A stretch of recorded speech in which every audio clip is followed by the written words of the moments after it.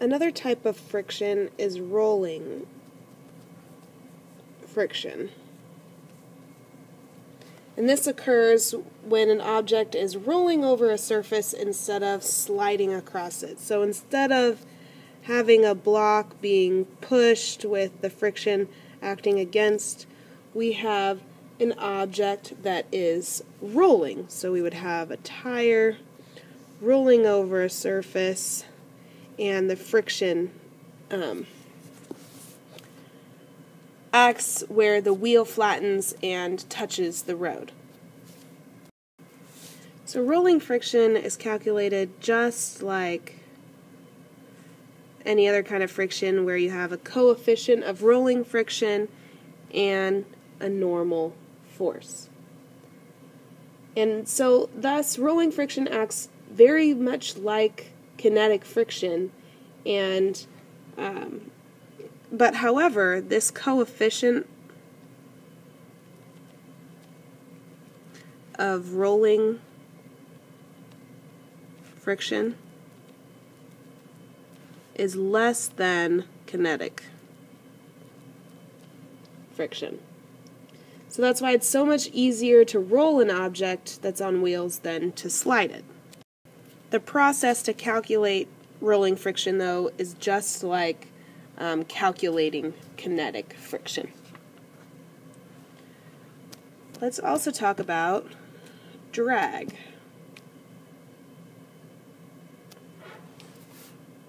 So when an object has air resistance, we call that drag. And the air exerts a drag force on an object when the object moves through air. It's always opposite of the object's velocity, and it increases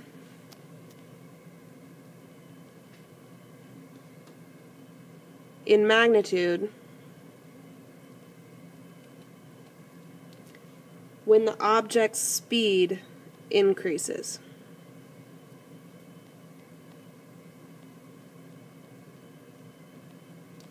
So the faster an object is going, the more drag it feels, or the more resistance it feels.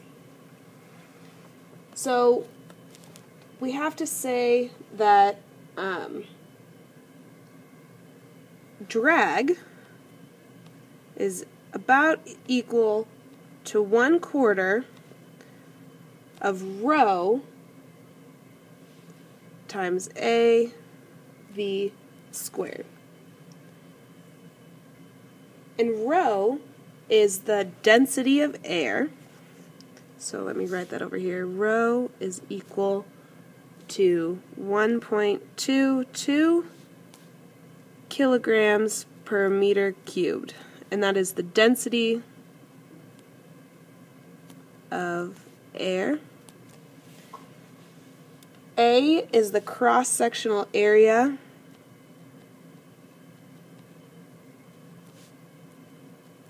of the object, and V is the object's velocity. So notice this square term here. This is very important. When the object's velocity doubles, the drag force, because the velocity is squared, would increase by a factor of 4. So it is very, very much dependent on the object's speed as it moves through the air. And this brings us to terminal speed or terminal velocity, which you might have heard of before. And terminal velocity is equal to the square root of 4mg over rho A. And those terms are just like before, where rho is the density of air, A is the area of the object, m is our mass of object, and g is gravity. So the mass of the object the density of the air, the area of the object, all affect the object's terminal velocity.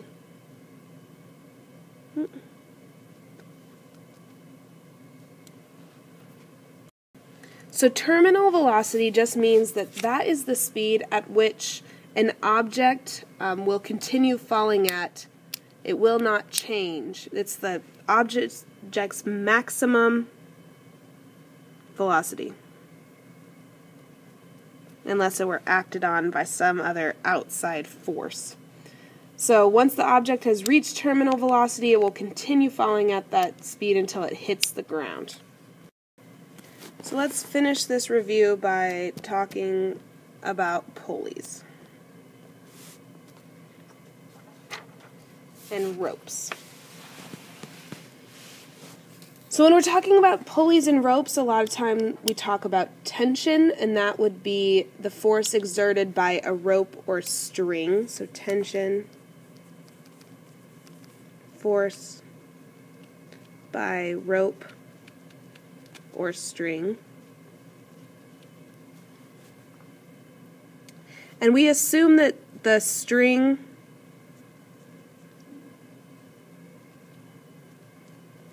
is massless in this class. So the tension in a string or rope is always equal to the force that's being pulled on the end. So as a result, that rope transmits the force from one end to the other. So the tension on one end of the rope will be the same as the tension on the other end, regardless of the length of the rope.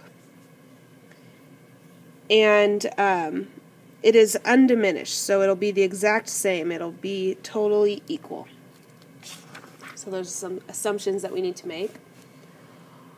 In pulleys, we also assume that in any kind of pulley system, so if we have a mass on one end and a mass on the other, that this pulley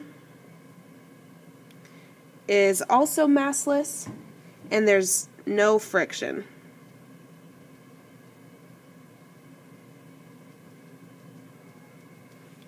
That allows our problems to be a little bit simplified. So let's do one last pulley example problem. And this is from the book. We have two blocks.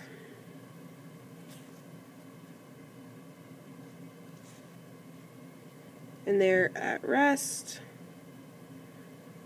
And they're attached by a string over a pulley. This angle on this side is 23 degrees. The angle on this side is 40 degrees. This is not to scale. And the mass of this block is 10 kilograms. And it wants to know, what is the mass of block 2 such that they remain in equilibrium? So we have to set up a system of equations. So first, let's draw a free body diagram for our first block. We have our force due to gravity is equal to mg, which is, I'm just going to make gravity 10, just for ease, 10 kilograms times 10 meters per second squared is equal to 100 newtons. And I have a normal force acting perpendicular to the surface, and I have the opposite of that normal force here, and if this angle is 23 degrees, then this angle must be 23 degrees. I also have tension, and I have the horizontal component of the weight as well. So, if this block is not moving, the sum of the forces in the x direction say that tension minus sine of 23 degrees times 100 newtons is equal to 0. So it's not moving in the horizontal or vertical direction, but I know that these cancel out already. So therefore, tension is equal to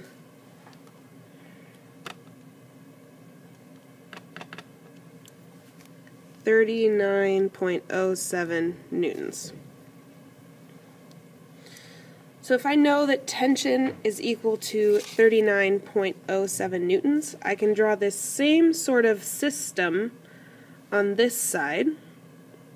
So here's my free body diagram here. I don't know the mass, so Fg is equal to mg is equal to m times 10 meters per second squared. And then I have tension going this way. I have my normal force, and I have gravity in its vertical and horizontal components. So I know that this component of gravity, the horizontal component of gravity, horizontal to the surface at least, is equal to the tension. So the sum of the forces in the x direction, so this was for block 1, this is for block 2, is equal to sine of 40 degrees times 10m minus tension is equal to 0. And I know tension is 39.07. So I can do some algebra. 39.07 newtons divided by 10 times sine 40